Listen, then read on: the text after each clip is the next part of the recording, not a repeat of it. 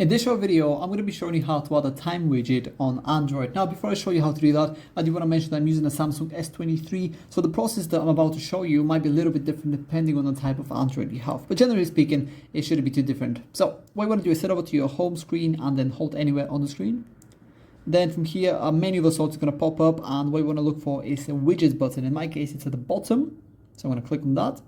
And from here, simply look for the clock feature. So as you can see, it's right here. It's about number 7 or 8 on the list. So I'm going to expand down. Now, depending on the phone you have, you are going to get several different layouts. In my case, I have 4. So as you can see, I have the general clock.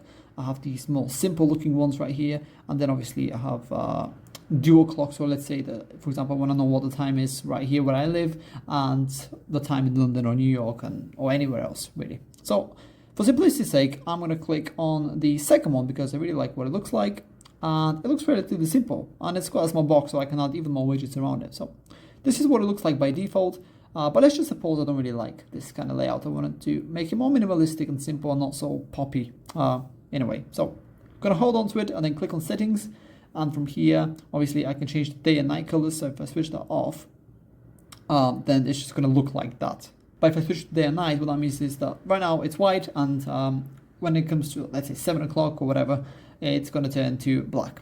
So I'm going to turn that off just so I can show you what kind of customizations we can do. Now, there aren't many customizations you can do, obviously. You can either choose the white or the black background like that, or you can choose not to have any as a whole, which I think looks very clean and really nice. So I can just add this right here, put it right there, and every time I unlock my phone and go on my home screen, I can see the time immediately. And yeah, that's pretty much everything you need to know about adding a time or a clock on Android on your home screen. If you have any questions, please let me know down in the comments below, and I'll be more than happy to help.